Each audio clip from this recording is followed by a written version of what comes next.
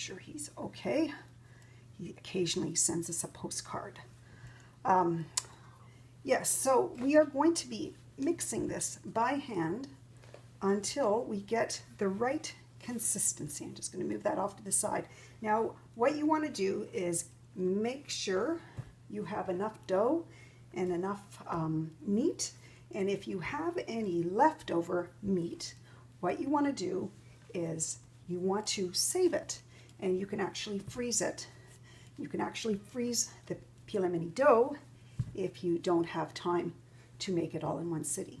This is very labor intensive. Usually when I was young, we would have the family sit at the kitchen table and tell stories and play some cards and break out the Pelmeni, and we would all be responsible for making at least 100 little balls of Pelmeni.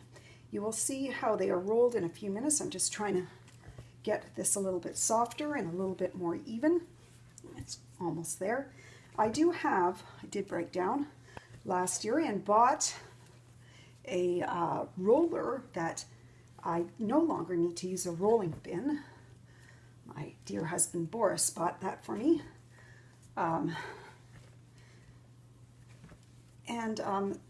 So yes, so I don't use a rolling pin anymore. I have this fabulous roller. Of course, one of the cousins came over and was playing with some of the equipment. So I don't know if we quite have all the equipment for the roller, but it does make it a much easier task.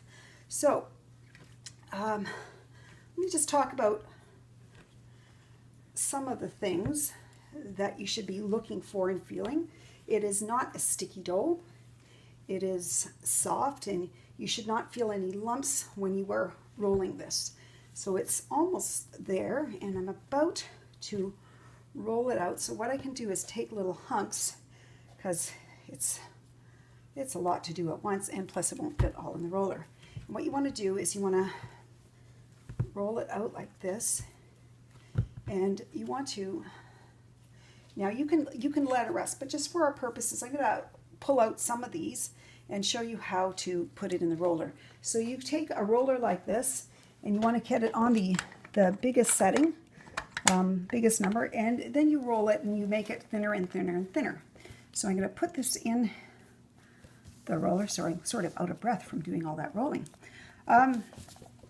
Put this in the roller like this, and you turn it, and out comes the dough. Now sometimes I have to do this once or twice because it's too thick usually on the first round, but that's okay. So that didn't quite go through.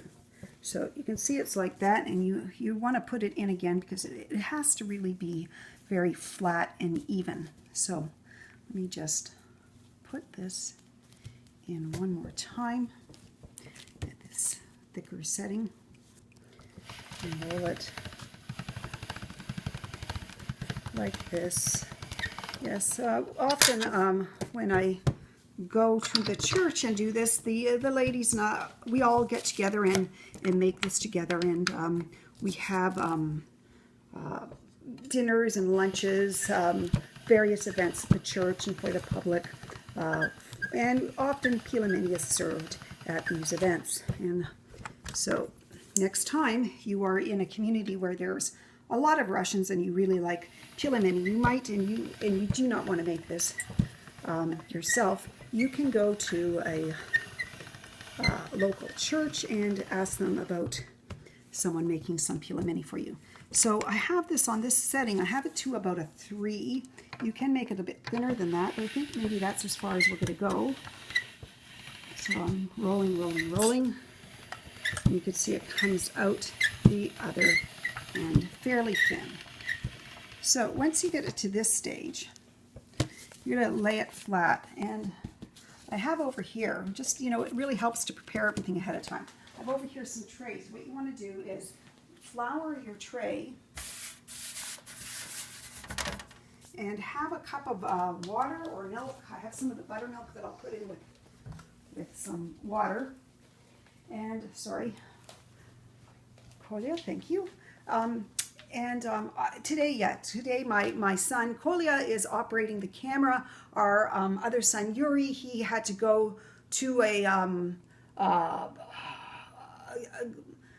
event. He had to weave some brooms, so he is busy today making some brooms, and so he is not able to come here. So what you want to do is get everything prepared, and I'm not quite ready.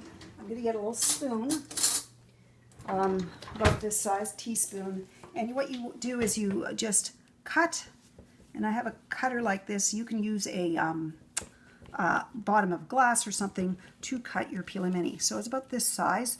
Sometimes you want to make them a bit smaller. It's always helpful. And then you get, sorry, Kolya, come. You get a little spoon of your meat. Sometimes if you don't want to use a spoon, you can use your fingers, because it's not really quite the consistency that I normally have. And you want to put about that much meat in. Sometimes you can, if you're really, I haven't made these in quite a while, you can stuff them a little bit more, and then you can fold them over like this.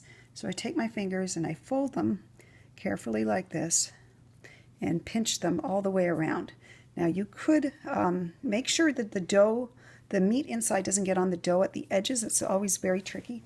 Sometimes I use the end of my spoon like this to tap it in, and then I pinch all the way around, and you can wet your fingers a little bit to make sure that the seal is good, like this.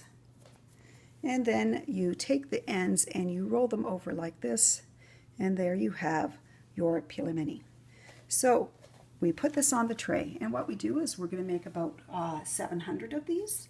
We will put them in the fridge, or sorry, in the freezer. They will freeze. Now, usually what we do, we can do one of two things. We can either boil it in water with a bouillon cube, like a chicken broth, some dill, and of course salt, and put the little pelmeni pieces inside and cook it as a soup.